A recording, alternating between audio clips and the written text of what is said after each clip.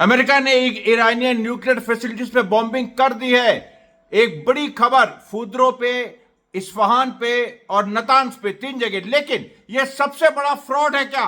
कहीं कोई ट्रेस नहीं आ रहा है एक्टिविटी का। मैं आपको पढ़ के सुना रहा हूं जो बेसिक, जो अगर न्यूक्लियर एस्टेब्लिशमेंट पे एक्शन होता है तो क्या क्या होता है। देखिए, एक होता है SAR confirmation, suspicious activity confirmation, वो नहीं हुआ।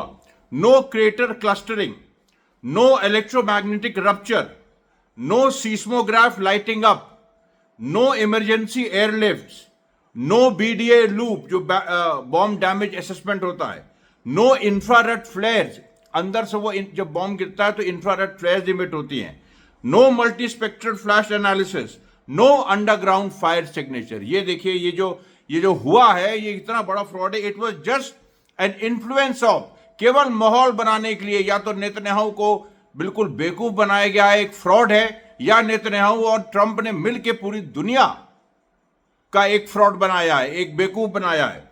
क्योंकि ये कोई सीरियस ऑपरेशन हो ही नहीं सकता। अरे क्रेटर क्लस्टरिंग, SAR मतलब सस्पिशियस एक्टिविटी, ये कंफर्मेशन। सबसे बड़ी बात इलेक्ट्रोमैग्नेटिक रप्चर, सीस्मोग्राफिक लाइटिंग अप, कुछ भी सीज्मोग्राफिक जो जमीन हिलती है उसको लेके उसका जो एक जैसे ECG में होता है वैसे वो रिकॉर्ड होती है।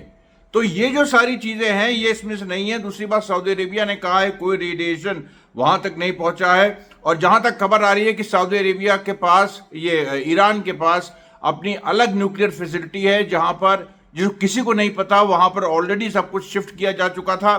इस्फहान के बारे में जो 3 फैसिलिटीज बॉम्ब किए, इस्फहान के बारे में फॉक्स न्यूज का कहना है कि इस्फहान में डैमेज नहीं हुआ है, केवल आउटर जो कुछ चीजें हैं, जो एंट्रेंसेस हैं वो डैमेज हुई हैं। तो वो तो पहले जो इजराइल ने पहले दिन स्ट्राइक की थी उसी में डैमेज हो गई थी। तो जब फुद्रो में कोई इस तरह के इंडिकेशन नहीं दिखे हैं तो किस आधार पे ट्रंप ने वो ट्वीट किया कि फुद्रो गॉन? अरे फुद्रो इज नॉट गॉन, फुद्रो is intact. You are pulling off another fast run mister Trump, and you will fail this time.